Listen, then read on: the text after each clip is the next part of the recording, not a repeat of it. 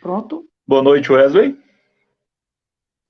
Boa noite, Bruno Felipe. Tudo bom? Tô joia, Wesley. Estamos aqui para mais um programa Refutações, hoje, segunda-feira, dia 17/8/2020. Com mais um daqueles nossos programas Refutação, em que a gente dialoga, conversa e problematiza um pouquinho de política para as pessoas aqui nas redes sociais. É isso aí, Bruno Felipe. Sejam todas e todos muito bem-vindas, muito bem-vindos a mais uma edição do nosso programa Refutações. E já vamos iniciar dando um esclarecimento bem interessante aqui para as pessoas. O nosso programa Refutações, ele não é restrito, apesar de estar eu aqui em Valparaíso de Goiás, apesar de Bruno Felipe estar em Aparecida de Goiânia, o nosso programa, a ideia dele é fazer um debate nacional, com temas nacionais, com qualquer convidado de qualquer parte do país. Haja vista que na semana passada nós conversamos com a professora Rivânia Moura, da Universidade Estadual do Rio Grande do Norte, que conversou com Exatamente. a gente.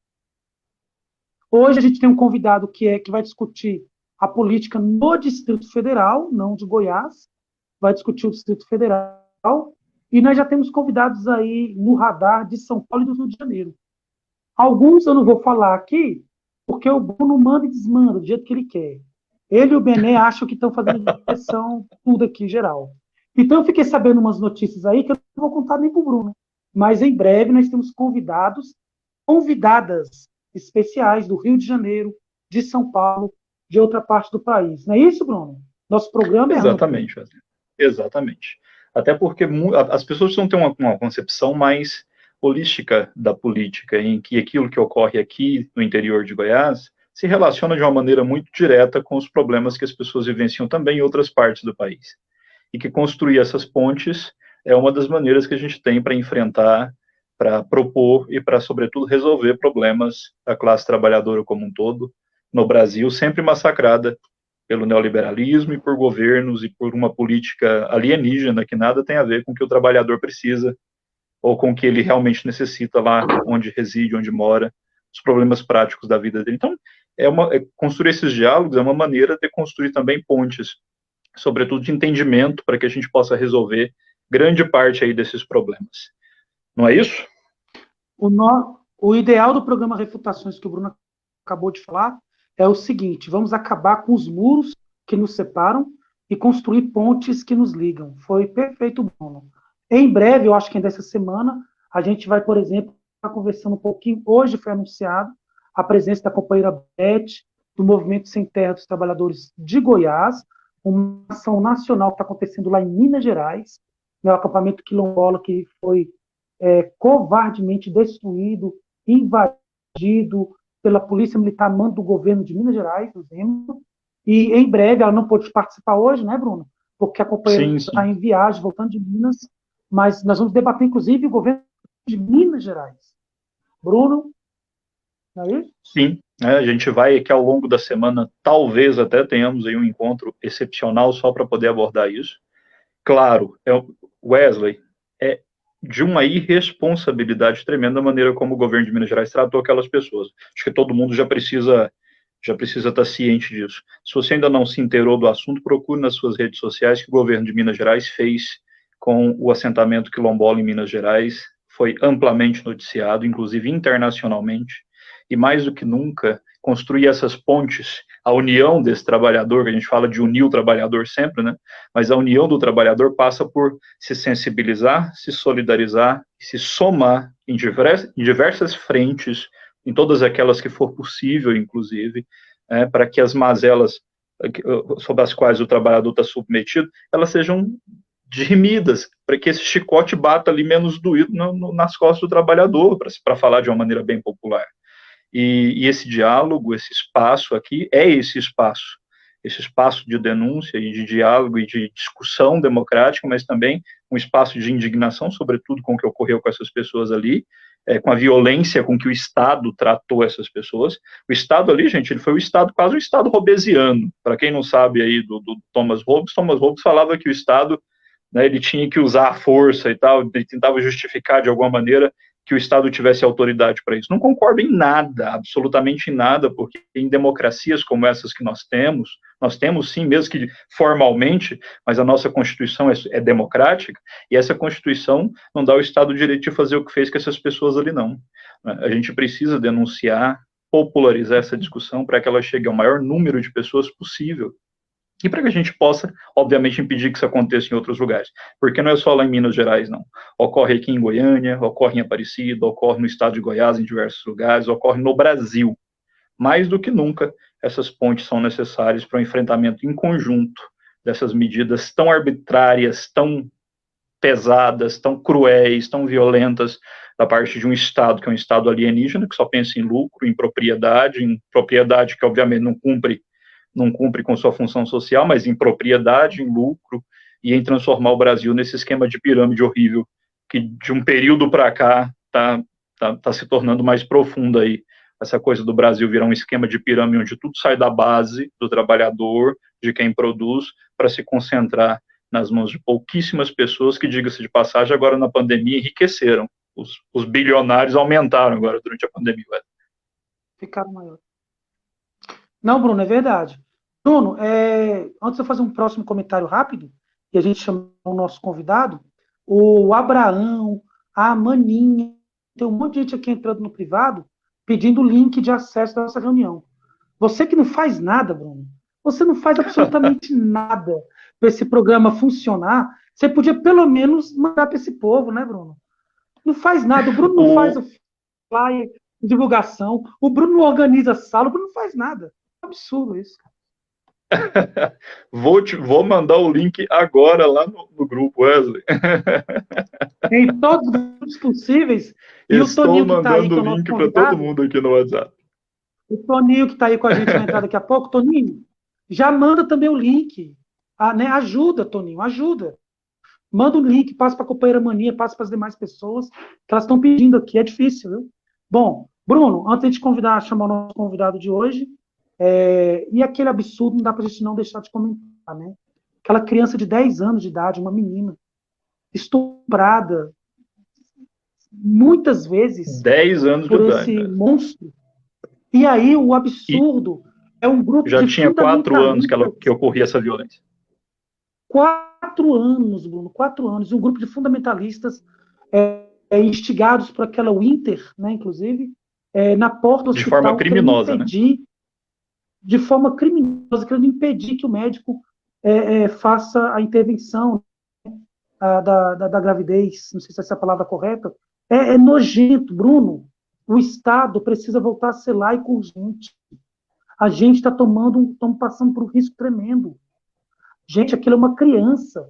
Eu vi pessoas bolsonaristas com a camisa de católico, de não sei o quê, cristão, não sei mais o quê, dizendo que, se ela já tem 4 anos de estuprado, só agora que veio falar, ela deixou entender que a criança de 10 anos, que é a vítima, é a culpada. Bruno, exatamente. Que Estado é esse? E essas pessoas são aqueles que se intitulam cidadãos de bem, defensores da família, Wesley. Que família é essa que esse pessoal defende? Quando se expõe uma criança de 10 anos dessa maneira, um sofrimento, vai marcá-la pela vida inteira. Porque, na verdade, você ser cidadão de bem abstrato é muito fácil. Eu quero ver provar mesmo, com ética, com ação, que você, de fato, age na sociedade como age um cidadão de bem. O que essas pessoas fizeram nada tem a ver com os princípios do cristianismo, não porque eu fiz o esforço de ler a Bíblia, e ali não tem nada disso. E o que essas pessoas fizeram é de uma crueldade política tremenda, porque usaram o sofrimento dessa criança para se promover politicamente. O bolsonarismo, eu concebo assim, cada vez mais como doença intratável, que precisa do acompanhamento psicológico. Porque não tem lógica a gente ver isso e não se indignar profundamente. Por isso que hoje nós resolvemos convidar para falar dessa doença o psicólogo doutor Antônio Carlos de Andrade. Já pode entrar com a gente, Antônio Carlos de Andrade, mais popularmente conhecido como Toninho. Politicamente, muito conhecido como Toninho do PSOL. O nosso companheiro Toninho, ele é psicólogo de formação, dedicou parte da vida dele na saúde, na defesa da saúde pública.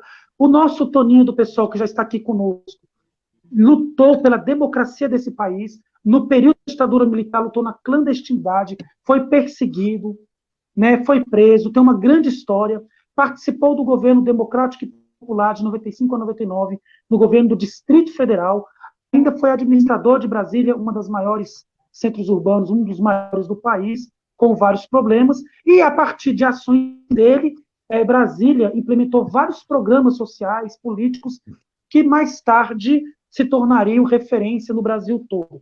Toninho é psicólogo também. Toninho, muito boa noite, seja bem-vindo. E vamos começar com com as suas saudações iniciais, mas já vai comentando sobre esse caso triste, que foi esse caso dessa criança de 10 anos de idade. Eu acho que você tem uma visão humanista e psicológica, enquanto psicólogo que você tem, enquanto militante, pode falar um pouquinho a respeito. Em meu nome, seja bem-vindo. Passar para o outro lado aí, o Barroso, dar os boas-vindas dele também.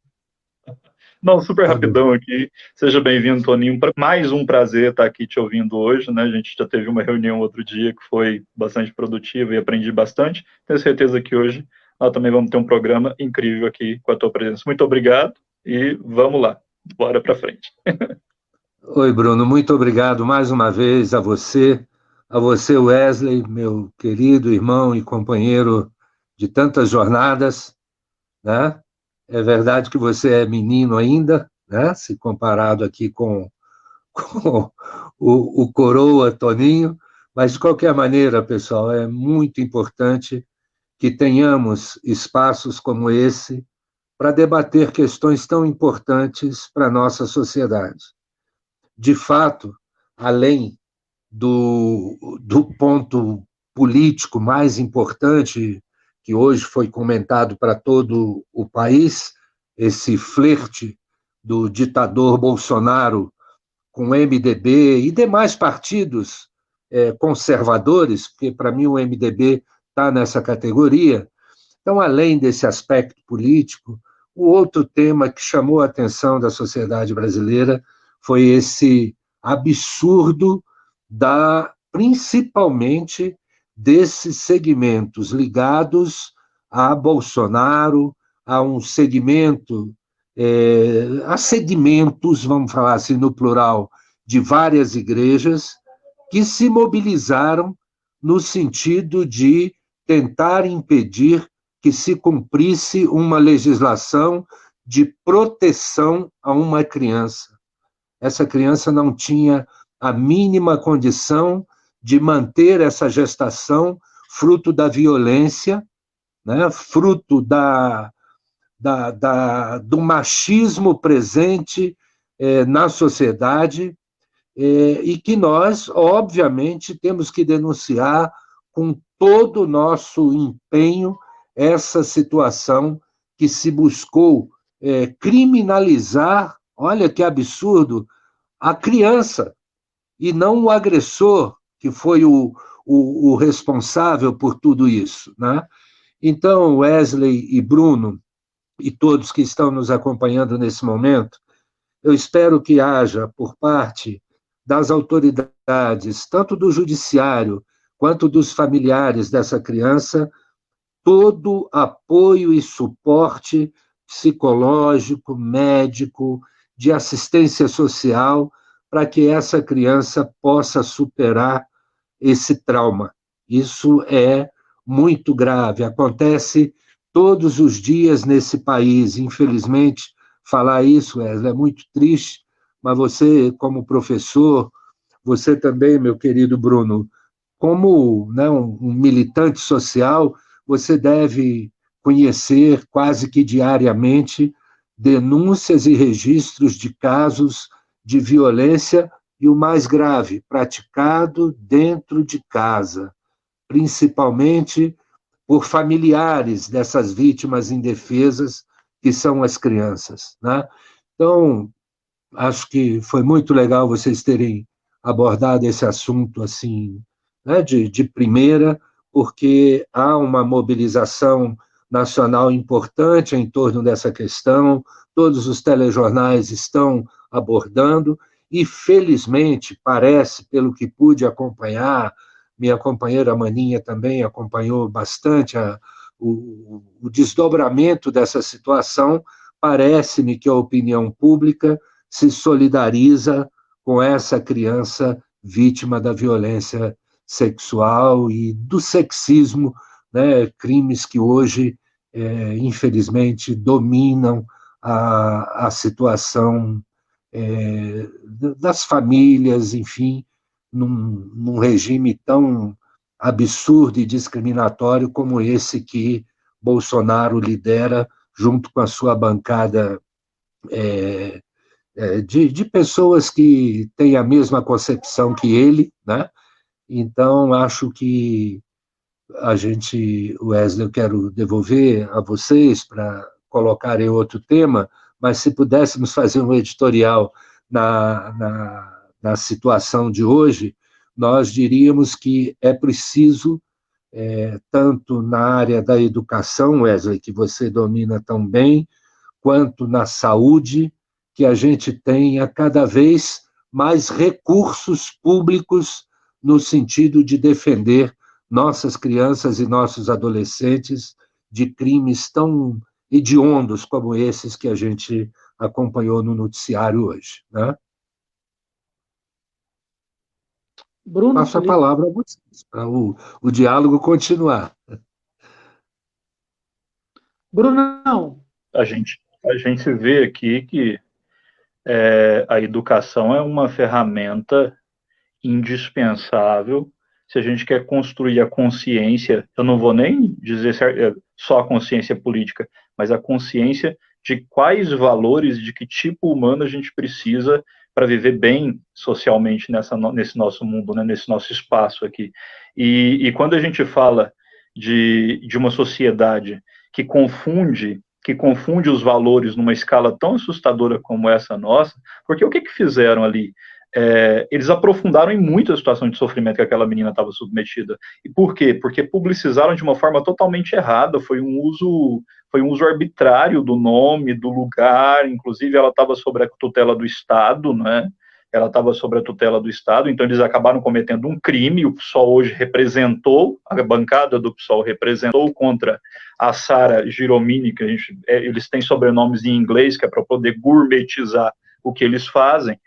Então, a chamada extremista Sara representou contra ela a bancada do PSOL, porque o que, na verdade, ela fez foi um crime indizível contra uma criança que já tinha sofrido uma violência terrível, e as pessoas precisam, sim, elas precisam parar de culpar a vítima pela violência.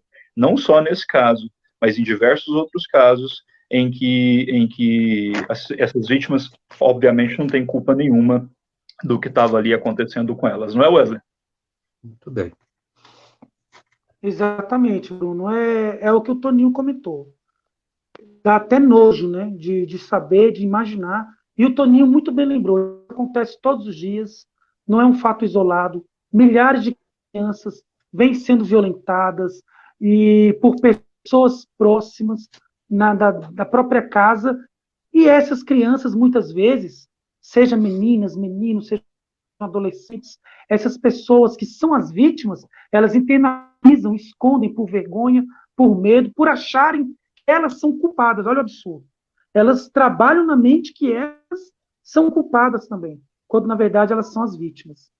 É terrível, é terrível. Mas, mudando um pouquinho o foco, mas aí fica à vontade do meu Toninho, uma outra coisa terrível também que está, sim, Benedito, Sara deveria estar presa. O pessoal hoje representou contra ela. O Bruno Felipe, que é professor, viu, Toninho? Bruno Felipe também é professor da rede pública, aliás, da rede privada, na verdade, em Aparecida de Goiânia. Isso. E ele também tem toda uma militância educacional também. Mas, Toninho, falando então um pouco, já que nós falamos de professores, e aí um pouco da nossa área, a política no Distrito Federal está uma calamidade pública, está um caos. O governador do Distrito Federal, o senhor Ibanez Rocha, que é da base de Bolsonaro, ele aparecia com aquelas pranchetas, com vários gráficos no início da pandemia, e ele vendeu uma ilusão de que ele cumpria as metas estabelecidas pela OMS, que ele ia fazer direitinho o papel dele enquanto gestor na questão do controle da pandemia. Muito pelo contrário. No primeiro berro de Bolsonaro, o homem recuou. E ele recuou de forma mais negativa do que a gente imaginava, chegando a dizer que tinha que ter tratado a gripe como uma gripezinha, desde o início. E liberou tudo. Está forçando a barra para a educação voltar de qualquer jeito, está tudo liberado, está pipocando os casos, não só em Brasília, no Brasil todo, mas no Distrito Federal parece que as coisas tomaram uma proporção maior. Cidades satélites, como Ceilândia, a própria avó da Michele Bolsonaro veio a óbito agora esses dias no hospital de Santa Maria. Então, isso é resultado de uma política, uma despolítica, né? Eu queria um pouquinho da sua análise de como o governo do Distrito Federal vem tratando, deixando de tratar a questão da pandemia. Olha, Wesley, Bruno e todos que estão nos assistindo, os números agora do final da tarde revelam melhor o caos em que se encontra a saúde pública na nossa capital. Mais de 136 mil casos registrados e ultrapassamos a triste marca de 2 mil mortos pela Covid-19 aqui no Distrito Federal. E sem essa coisa de uma centena de fora do Distrito Federal. Não importa isso, são mais de 2 mil mortes pela Covid-19, graças, viu, Wesley, você citou muito bem, a uma política irresponsável do atual governador. O Ibanez, até no início da pandemia, teve uma postura correta antes de se submeter ao tacão de Bolsonaro e à sua ignorância para com a saúde pública e para com os interesses da nossa população.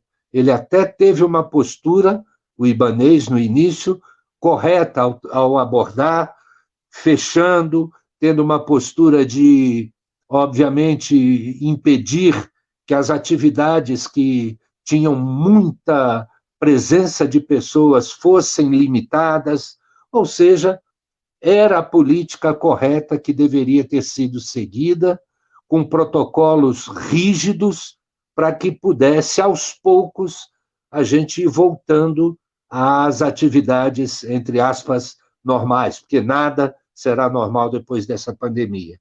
Então, Wesley, é lamentável que o governador tenha se submetido ao tacão de Bolsonaro, a essa ignorância que é o atual presidente do Brasil e a sua concepção, mesmo tendo sido afetado pela doença, mas ele acaba passando à opinião pública, passando ao povo, que isso é, entre aspas, uma gripezinha, porque o que ele está fazendo com o nosso país é triste. E no caso do Distrito Federal, assim, a gente ouvindo, convivendo muito com os profissionais da saúde, nós estamos assistindo a algo extremamente perigoso, a possibilidade de ampliação desses números além dos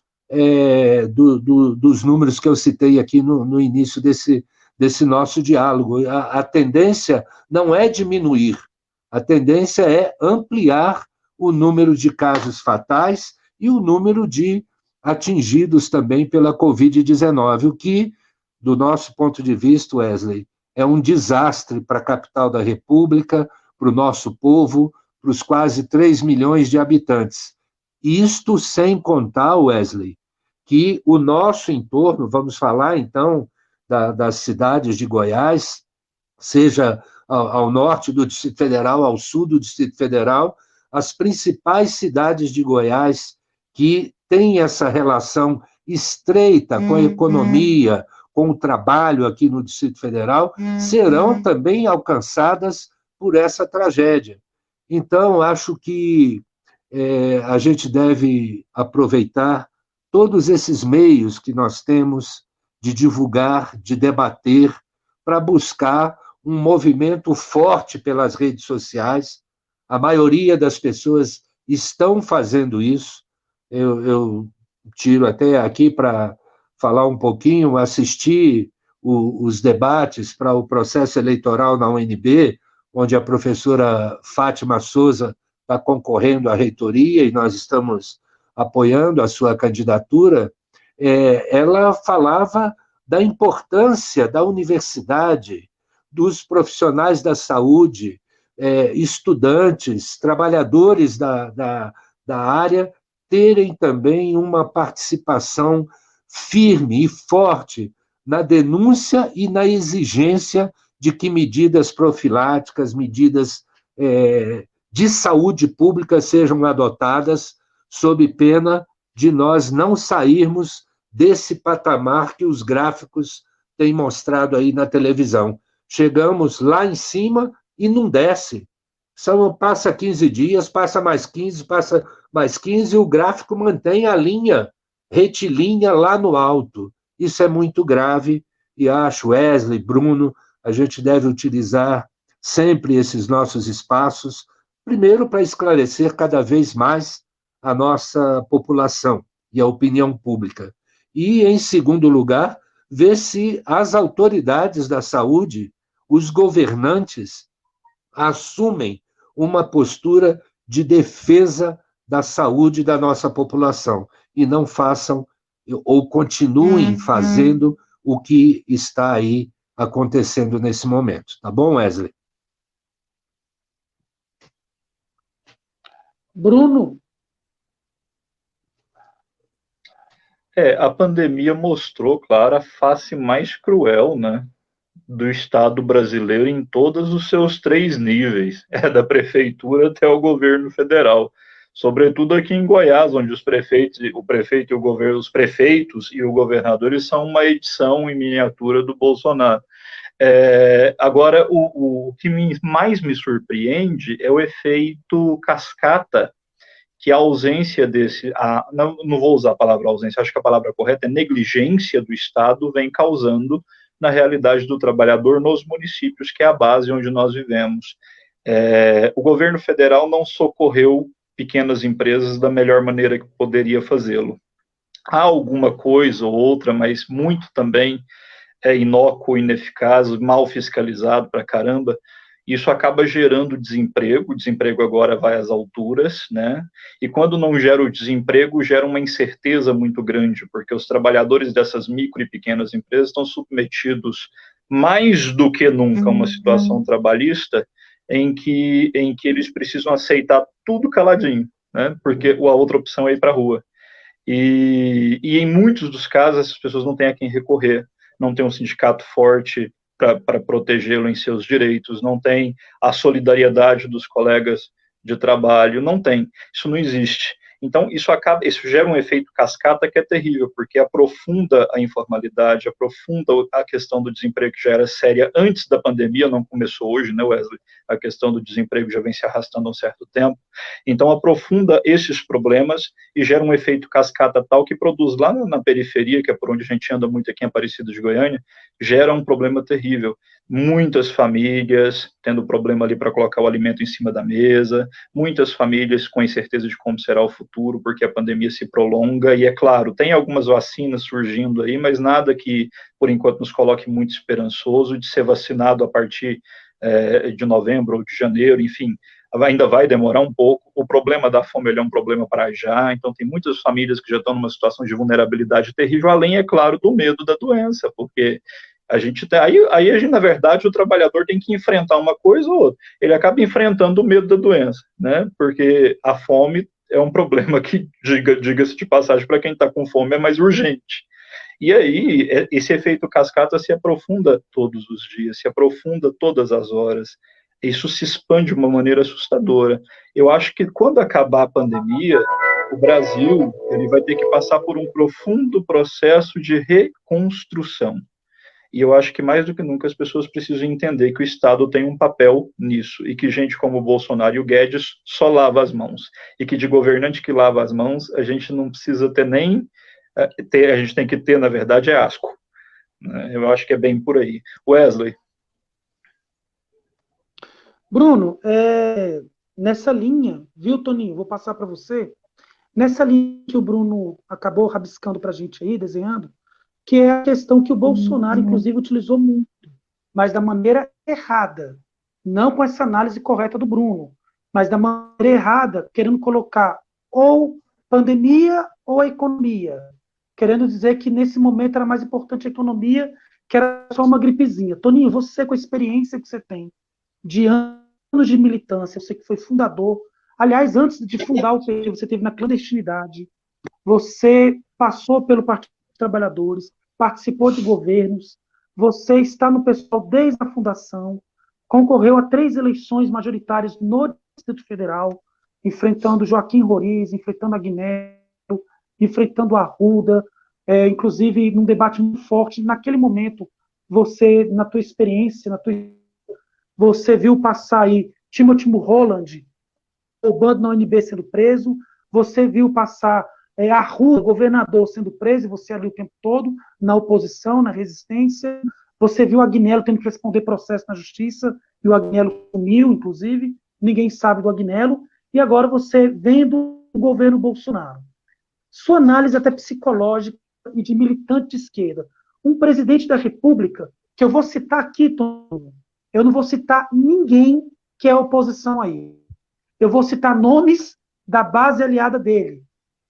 Alexandre Frota, Pascoal, Janaína Pascoal, o falecido Bebiano, Sérgio Moro, algumas pessoas do mundo artístico como Lobão.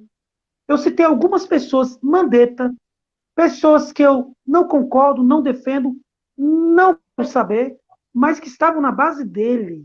E nem eles aguentaram as sandices, as loucuras. O Sérgio Moro, que participou do golpe, participou sim, chegou a falar numa das entrevistas que eu acompanhei. Nem o presidente Lula, nem a presidenta Dilma, sabendo que nós investigávamos eles, queriam fazer interferência na Polícia Federal. E o presidente Bolsonaro quer, para aliviar os filhos, sobretudo a questão das rachadinhas, das milícias, vai chegar a nossa Marielle Franco, se investigar um pouquinho mais. Toninho, como é que a gente explica, então, pessoas que, apesar de tudo isso, ainda seguem Bolsonaro? Mesmo vendo que a própria base dele, olha, Sérgio Moro, que era o herói deles, né? São todos oportunistas, na minha opinião. Mas mesmo eles, eu não citei ninguém, porque eu podia falar do Bruno, do Wesley, do Glauber Braga, do Toninho, podia falar do Jean, podia falar do Marcelo Freixo, não. Porque esses já está travado, nós sabíamos que seriam oposição mesmo. Mas eu citei gente que estava com ele, Toninho. Como é que explica, Toninho? É muita sandice. Você tem como fazer alguma análise? Doutor Toninho, a salvação? Wesley, eu nem colocaria nesses termos, não, porque a situação é extremamente grave. Eu só vou complementar a sua análise dizendo que a pesquisa Datafolha é uma pesquisa séria. Pode ter um ou outro erro de metodologia, mas é mais, na minha opinião, um elemento para nossa reflexão. Por que Bolsonaro está caindo no gosto de uma parcela expressiva da população, principalmente aquela base que foi, durante muitos anos, polarizada por Luiz Inácio Lula da Silva e pelo petismo, que tudo indica, pelo resultado dessas pesquisas, que essa base tem se movimentado em direção a Bolsonaro.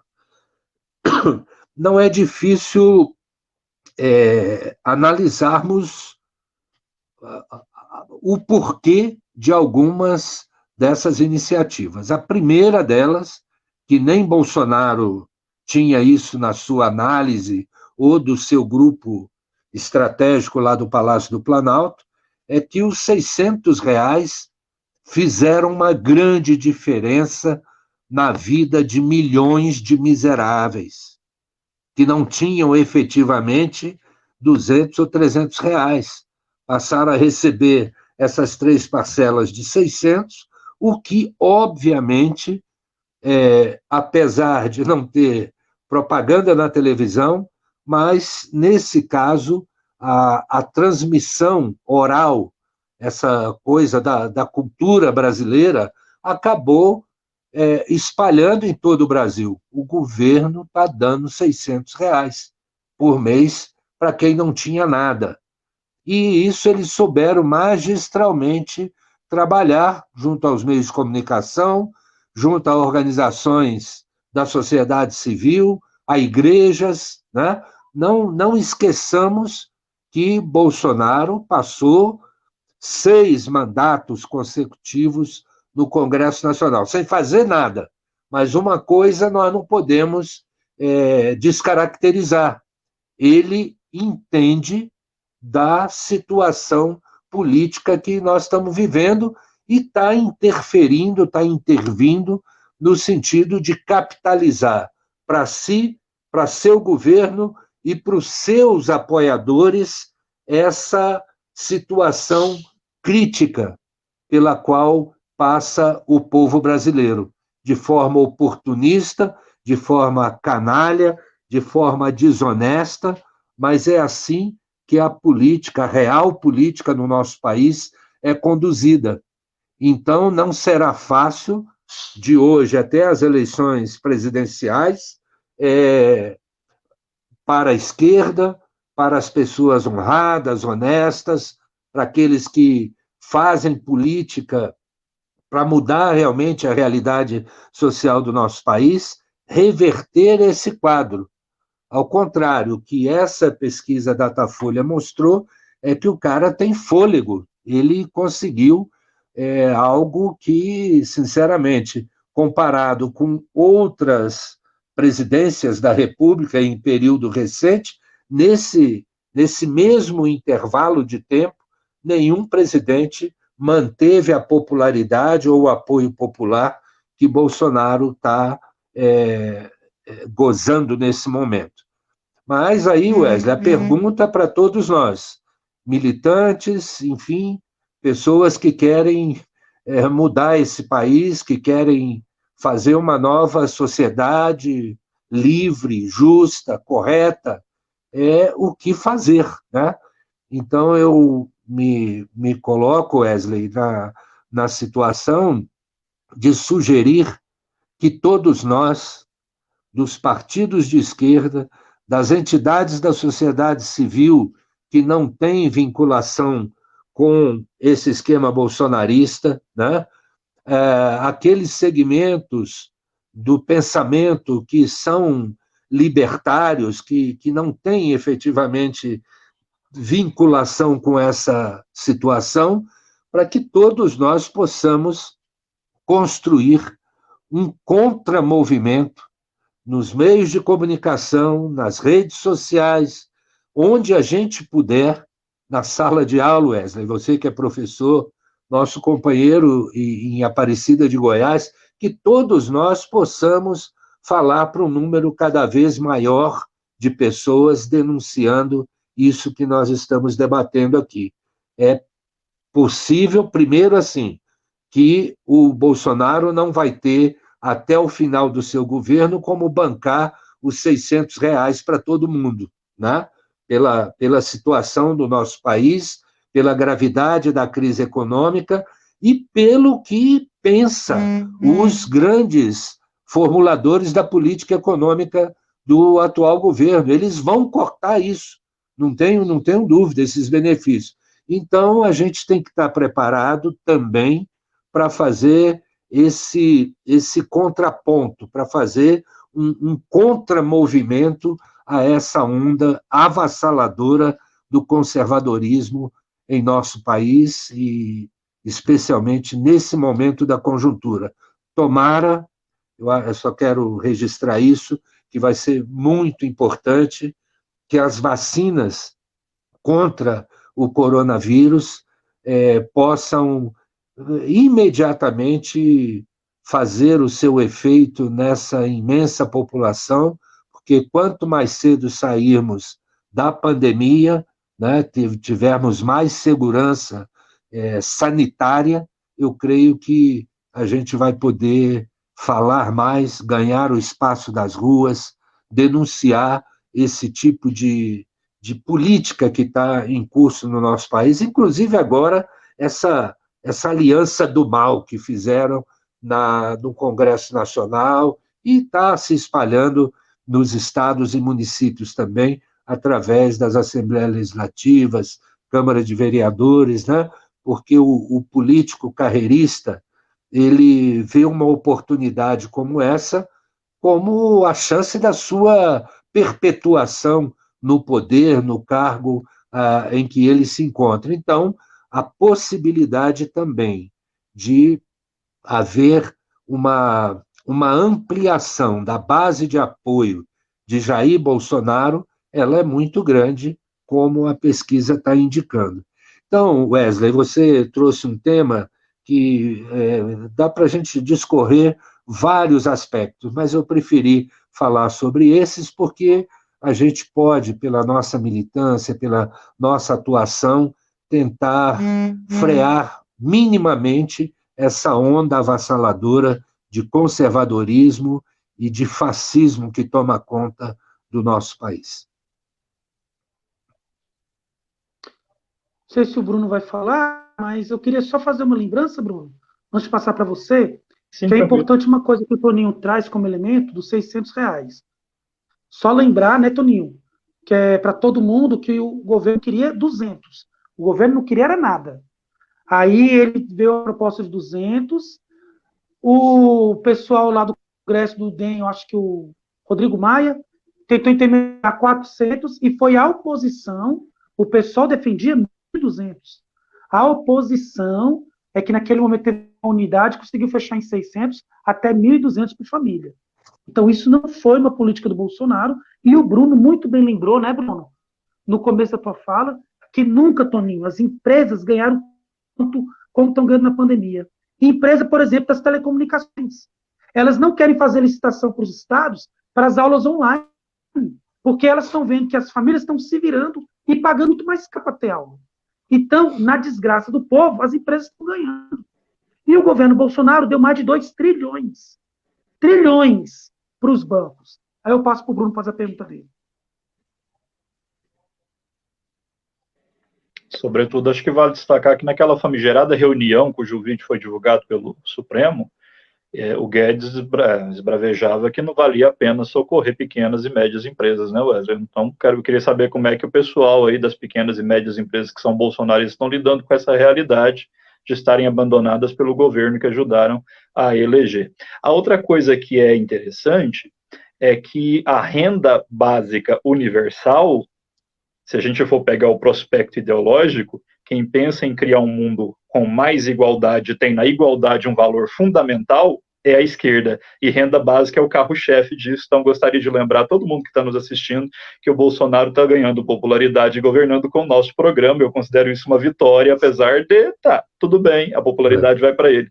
Mas é o programa da gente, eu acho que isso é positivo. É um aspecto positivo na tragédia toda.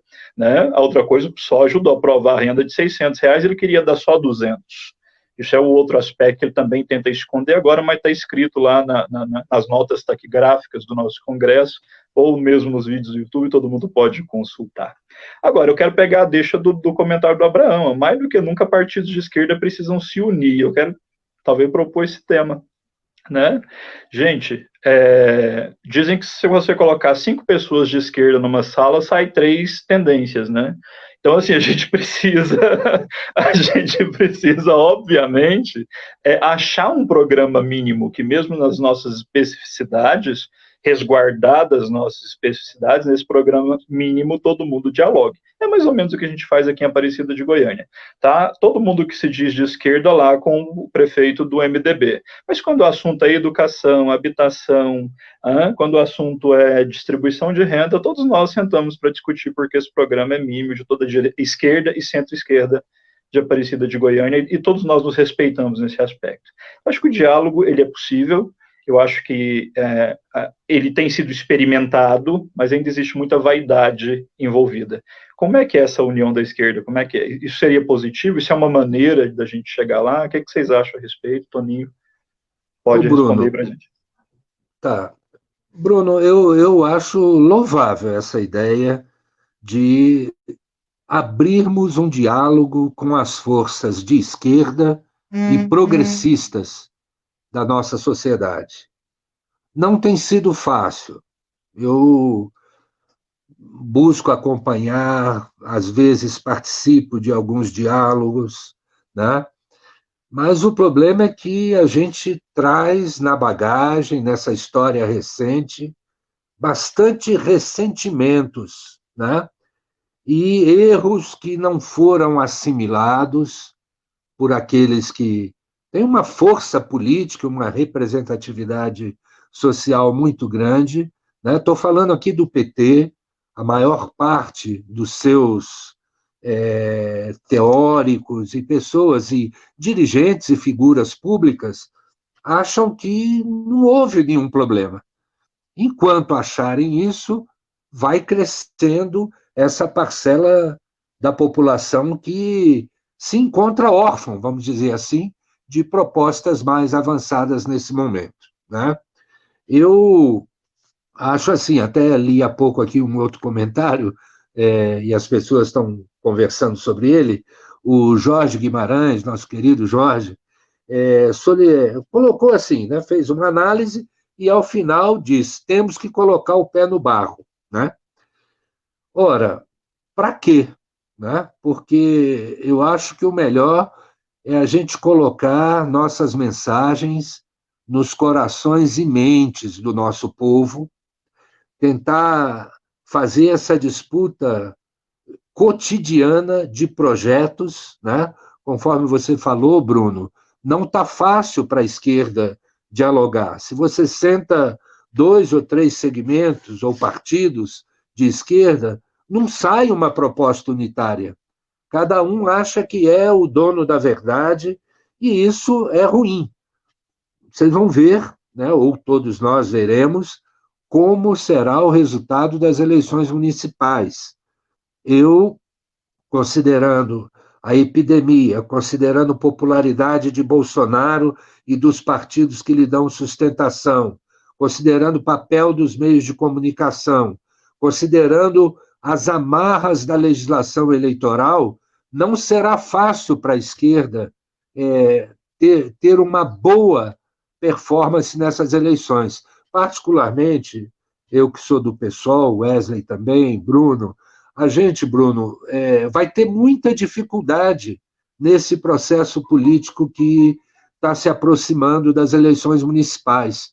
Eu espero que uma parcela da população ainda guarde parte da mensagem que a gente, Wesley, você que me colocou como um troglodita das ideias aí, né, pelos tempos de militância, mas espero que a gente possa realmente eleger candidatos com propostas, com o ideário que sempre nos mobilizou nesse processo de luta política na sociedade brasileira. Não está sendo fácil. Então, eu só quero, não quero deixar uma mensagem pessimista para esse momento político, mas as coisas não estão boas para a esquerda, para os socialistas e para aqueles que estão e continuam lutando por uma sociedade livre, justa, igualitária, socialista, que é o nosso ideário.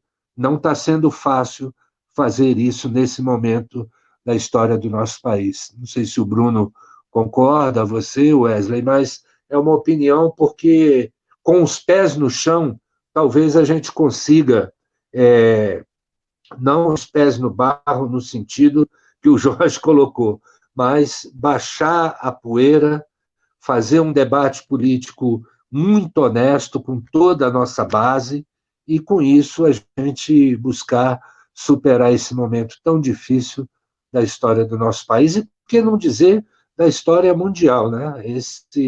Essa situação, basta ver o avanço da extrema-direita na Europa, a própria eleição desse bandido nos Estados Unidos também, né, o atual presidente, causa muita tristeza aos que lutam pela liberdade, aos que amam a liberdade, aos que querem uma sociedade verdadeiramente livre. Né? Palavra com vocês, meus caros debatedores. Não, eu acho assim, na minha opinião, uma coisa que o Toninho lembra aí, viu, Bruno? E é bom a gente estar falando isso mesmo. Tem coisas que nós precisamos pontuar. Nós somos contra o golpe à presidenta Dilma. Inevitavelmente. Nós somos contra a prisão seletiva de Lula por um juiz que depois vira ministro. Está claro o golpe. O único candidato que naquele momento poderia ganhar de Bolsonaro. Mas há de se reconhecer os erros do PT. E o PT não faz isso. Eu acho que para essa grande unidade que nós defendemos, e a gente quer essa unidade, inclusive com o PT, precisa-se também avançar nesses ressentimentos que o Toninho lembra. E não quero fazer o papel do acusar, o dele está acusando. Mas me desculpa, eu tenho andado os municípios, o Bruno sabe disso, virtualmente, né, atualmente, eu estou andando virtualmente os municípios. Hoje eu tive, inclusive, uma reunião com o Catalão, com o diretório de Catalão, e eu fico assustado com outros municípios, não de Catalão, não hoje, mas os outros municípios, aonde o que chega para mim é que o PT da cidade, Bruno, acredite, quer aliança com o MDB, quer aliança com o PRTB de Mourão, quer conversar com o PSL. Aqui em Aparecida é essa aliança com o MDB. Não, Bruno, eles querem conversar com o partido que deram um golpe. Aí fica a gente vociferando aos quatro cantos que foi o golpe, eles que foram os golpeados, querendo aliança. Não dá, Bruno. Aí fala que é pragmatismo. Pragmatismo é o cacete. Desculpa a palavra. Pragmatismo tem que ter limite. O pragmatismo nosso tem que ser pautado num programa de esquerda, num programa de libertação do povo, num programa que defenda a liberdade. Não é um pragmatismo oportunista para ganhar mandato, não. A gente está aqui atrás de mandato a todo custo, não. Primeiro, quem é socialista de verdade sabe críticas a esse modelo burguês que nós temos instalado no Brasil. A democracia ela não é para todos. Porque se fosse uma democracia real, verdadeira, uma democracia que de fato desse condições igualitárias, o Toninho tinha sido eleito governador. Ele teria sido eleito governador. Mas nós sabemos que a democracia é dinheiro. A democracia não é o melhor debate, não é o melhor candidato, não é a melhor proposta. É dinheiro. E aí o PT quer se aliar para ter dinheiro, Bruno. Bruno, como é que eu vou dialogar? Aí sabe o que eu ouvi? Toninho, eu fiquei indignado. Quando eu ouvi em Valparaíso, o seguinte, que tem uma defesa do PT em conversar com candidatos do PSL, com candidatos do PRTB, porque na cidade são figuras boas, tentando municipalizar. Não dá para fazer isso.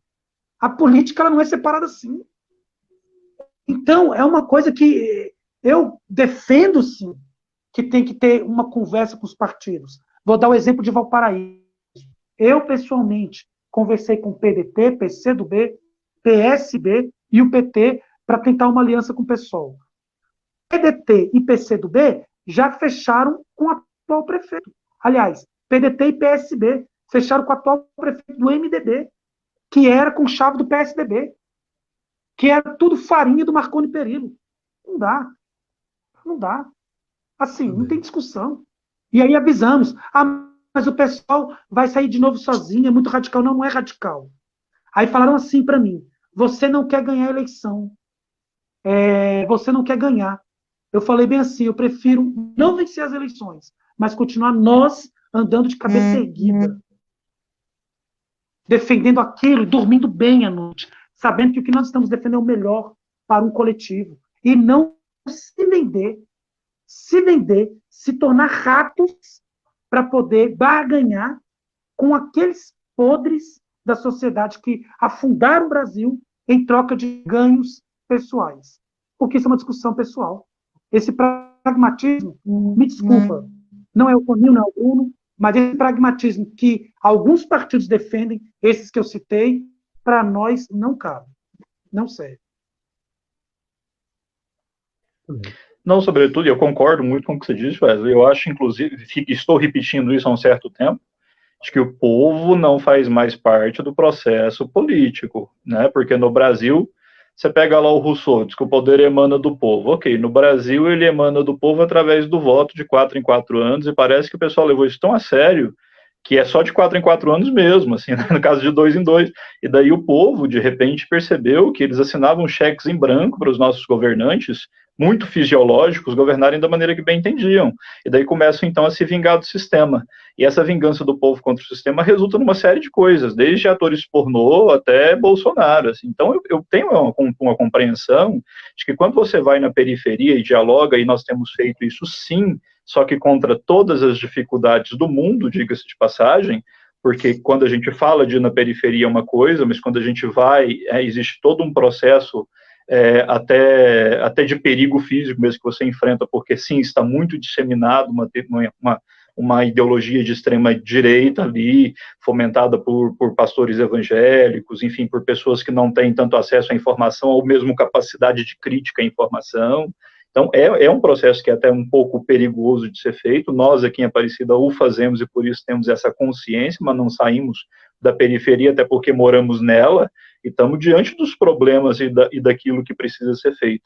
Mas quando a gente vai lá e conversa com mesmo aquele bolsominion mais enfim, escancarado da periferia, o que ele quer é o mesmo que nós queremos, uma sociedade onde as injustiças sejam menores, onde o povo seja mais ouvido, onde tenha saúde, educação, segurança, e onde o Estado cumpra com as obrigações que são as obrigações do Estado. Então, eu não sei mesmo por que é que existe tanta distância entre o que nós estamos propondo e o que o povo está propondo, o que me faz pensar que talvez seja mesmo, como disse o Luiz Cláudio, um problema de comunicação das esquerdas em geral com essas pessoas que estão ali na periferia.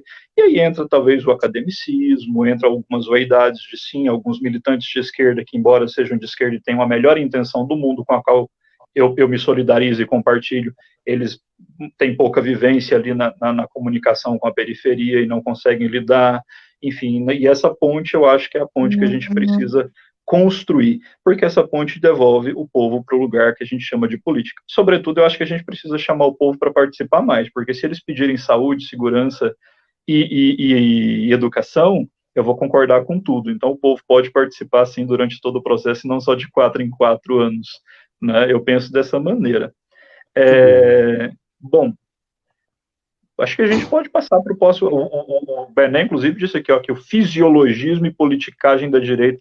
Aqui em Aparecida, Wesley, está todo mundo com o MDB. O único partido aqui que ainda acha que a Dilma sofreu um golpe é o PSOL, o Partido Socialismo e Liberdade. O PT mesmo já esqueceu. Agora, eu também, quem sou eu para poder ficar o tempo todo futucando o PT? Se o PT quiser ficar com o MDB, que fique. Agora, para de falar de golpe. Porque isso é uma questão de coerência. Isso é uma questão de coerência. Aí não é pragmatismo, é coerência. E se a gente, em política, perder a coerência, se a palavra deixar de valer um voto, daqui a pouco nós não temos mais nada para poder abordar as pessoas na rua. Não é verdade? Bruno, já estamos até no finalzinho já do programa, eu queria devolver para o Toninho então, essa última pergunta. Toninho, desculpa o nosso desabafo, meu, do Bruno aqui. Eu espero que ninguém me interprete mal, dizendo, Wesley já está dizendo que é contra o PT, que é contra todo mundo. Não é nada disso que eu falei. Né? Eu falei que a gente pode e deve dialogar com os partidos progressistas, mas que a gente não vai aceitar algumas amarras desses. Isso não dá. Né? E é muito oportunismo. Mas, Toninho, uma das coisas que muita gente está colocando aqui, que é o seguinte, muita gente está colocando, que é a organização do povo, que é chegar mais junto ao povo, que é tentar fugir um pouco do discurso academicista, que o pessoal não tem esse alcance mais popular. E você é uma das pessoas que sempre defendeu que o discurso chegue mais à população, que a linguagem seja mais simples. Mas como fazer isso nos dias de hoje? Porque o Bruno tem razão. Tem muita gente que votou no Bolsonaro, mas não é pessoa que defende as loucuras dele. É pessoa simples, pessoa do povo, pessoa que enxerga no Bolsonaro, de repente, algumas propostas que talvez a esquerda deixou de chegar nele, que a esquerda não conseguiu alcançar para dialogar. Né? Claro, tem outro que não tem jeito, é caso perdido mesmo. Mas essas pessoas que estão até um pouco descrentes, povo, gente do povo, gente que o Jorge, o Bené, que o Abraão, tem muita gente aqui falando, olha, tem que chegar nessas pessoas. A gente não pode ficar sendo um privilégio só de quem é intelectual nesse país. Toninho, como fazer isso? Como chegar de fato? Eu sei que você é da época do PT, da Pastoral da Terra, da Teologia da Libertação, não você propriamente, mas você conhece a linha de Leonardo Boff. Eu sei que você conhece dos núcleos de base do PT. Dessa experiência de acúmulo, como fazer isso no pessoal? Tem como fazer? Na esquerda como um todo, não só o pessoal. Olha, Wesley, é um tema, eu vou ser bastante preciso, mas é um tema que mereceria um programa. A gente trazer alguns companheiros e companheiras que se destacaram nessa luta, né? Porque eu confesso para você, eu também estou à procura de uma chave, de uma saída, de algo que permita que voltemos a dialogar com essas parcelas do nosso povo. Não tem sido fácil, Wesley. É bem provável que em sala de aula você ouça disparates assim enormes da juventude. Eu tenho tido um pouco dessa experiência de conviver com uma parcela aí da juventude, seja no âmbito do partido, no âmbito familiar, vizinhança, e não está fácil. Você hoje não consegue tirar essas pessoas, parcelas da juventude universitária, ou mesmo do ensino médio, enfim, para uma manifestação nas ruas, Wesley. Não está fácil você chamar as pessoas para as pautas que orientaram nossa vida militante ao longo dessas décadas. Talvez, não tenho certeza disso, mas eu vejo pela experiência junto ao mandato do nosso deputado Fábio Félix, que as pautas estão se modificando, né? Seja as pautas libertárias da esquerda, sejam pautas libertárias que não têm uma conotação muito clara ideológica, vamos chamar assim. Então, na minha opinião, nós temos que estar cada vez mais abertos a essa reflexão, a esse sentimento que vem tomando conta de uma parcela cada vez maior da sociedade, e o mais preocupante, entre a juventude, de um desgaste com a figura do político, seja ele da direita, do centro ou da esquerda. A figura do político não é bem vista hoje na sociedade. É tudo muito contraditório, porque, apesar disso, o Bolsonaro, que é político tradicional, é político de direita, é político parlamentar há mais de 30 anos nesse Congresso Nacional. Esse é o cara que está bombando na mídia, na opinião pública e crescendo a sua popularidade entre parcelas da nossa população. Portanto, é contraditório, por isso que eu disse que a gente pode fazer outros programas, convidando mais pessoas para refletirmos sobre essa situação e buscar saídas, buscar alternativas, não no golpe, não na nossa casa, não entre nossos amigos e familiares, mas nós precisamos falar a linguagem do povo se quisermos pensar em dias melhores para o nosso país e para a nossa sociedade. Então, Wesley e Bruno, sugiro, meu querido, deixo aí como uma pauta permanente do nosso programa, debater essas alternativas, porque não tem sido fácil, não. Você pensa que com pandemia, a gente dentro de casa, lendo muito, acompanhando, debatendo, mas de vez em quando baixa assim uma maré ruim, porque nós não estamos conseguindo mudar coisa alguma. Você não vê mobilizações fora, né? Você não vê mobilização na universidade, entendeu? Você não vê mobilização nas ruas. Sindicato, então, com raríssimas exceções, Wesley.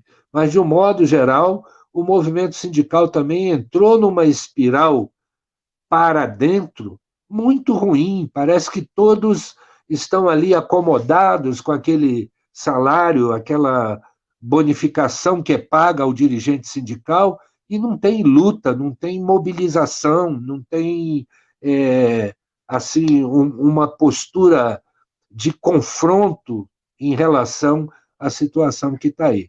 Então, Wesley, eu sinto assim não ter uma contribuição acabada para esse momento, mas a gente tem que refletir sobre essa realidade para buscar caminhos, sabe, Bruno? Porque não tem sido fácil. Quero agradecer a vocês, parabenizar pelo programa, pelo alcance. Eu acho que se a gente está debatendo aí com 10, 15, 20 ou mais pessoas, não sei, né, que estão participando, mas é isso que a gente está precisando cada vez mais, conversar com mais gente. O povo deve ser alcançado por nossa mensagem, por nossas reflexões, sob pena da gente não sair do lugar e a direita continuar avançando como a gente está vendo nesse momento, né? Então, Bruno, meu abraço, Wesley, meu abraço, muito obrigado pela oportunidade e estou sempre à disposição para trocar essas ideias, tá bem? A gente que agradece, Toninho, uma honra para a gente, para nós do programa Refutação. Bruno, quando Refutação não era live, há uns 10 anos atrás, você não era nem nascido, Bruno, a gente fez Refutação, eu e o Toninho. O Toninho participou do programa inaugural, quando era um estúdio mesmo. E aí, quando a gente fez agora recentemente com a Mania olhou para mim e falou, e o Toninho? A Toninho? Ó a Mania aí! Toninho, ó a Mania aí! Ganhamos a noite. Só de ter a Mania, tudo fica melhor. O Bruno perguntou assim, mas a Mania, qual a diferença da Mania para muitas outras pessoas? Eu falo direto assim, ela é comunista, cara. A Mania é comunista. Valeu, mas a gente quer agradecer muito a participação. O Toninho é uma honra para a gente, né, Bruno?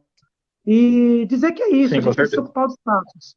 Tem que chegar nas igrejas, nos bairros, nas associações de moradores, nas escolas. A esquerda ocupava esses espaços. Saiu e a direita ocupou. E não é qualquer direita. É uma direita fascista, perigosa, que até a direita tem medo.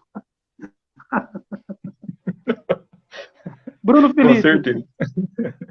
Não, eu só quero deixar registrado também o meu obrigado a todos que estão participando aqui no chat, né, deixando o seu comentário, que a gente projetou aqui alguns desses comentários, mas ampla participação. Dizer para todas essas pessoas que estão nos assistindo aí que essa união em torno do debate de ideias, ela é fundamental, ela é o grande objetivo aqui, né? Dizer que também nós estamos lidando com problemas que são problemas muito contemporâneos e que sim, o debate em torno do que é ético diante desses problemas ainda é um debate em aberto e que todo e cada um que chegar aqui participando é bem-vindo, e que isso vai para além, é claro, do campo ideológico, isso quer dizer, o diálogo ele é uma coisa frutífera, mas, sobretudo, quem discorda dialoga fraternamente, né? Fraternidade é um dos valores da Revolução Francesa.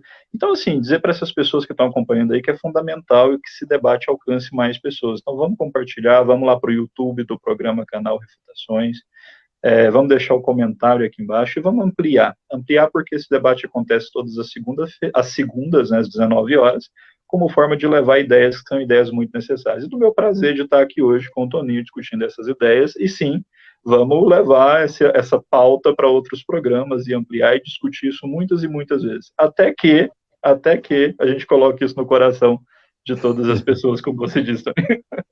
Muito bem. Obrigado, viu, gente? Obrigado, Toninho. Obrigado, Bruno. Bruno, segunda-feira tem mais, então, né? Segunda-feira tem mais, né? Aguardem, já anota na agenda e durante a semana lá no canal do YouTube vai estar disponível essa live para vocês. Obrigado, Bené. E aqui é obrigado. Bem democrático. Bem. Ô, Bruno, bem democrático. Fala aí, aqui é um espaço bem democrático, a gente aceita debate de qualquer coisa. Mas se você for Bolsonaro e vier aqui, você não vai ter o direito de falar. Já estou avisando. Claro, até porque liberdade de expressão não é liberdade para você falar contra a liberdade, né? Isso é uma coisa que a gente precisa deixar bem claro para as pessoas, né? Mas muito obrigado a todo mundo que participou aí. Jorge, hoje com ampla participação, né? Jorge anda sumido, Benedito está participando aqui conosco, Abraão participando muito, né? Muita gente participando, Luiz Cláudio já Marco acompanhou Aurélio. conosco, Marco Aurélio, Maria Ângela, mandata coletiva Maria presente Ângela. aqui, inclusive semana que vem, que Mandata a mandata vem, coletiva. mandata na semana que Eu acho vem, que é né? semana que vem.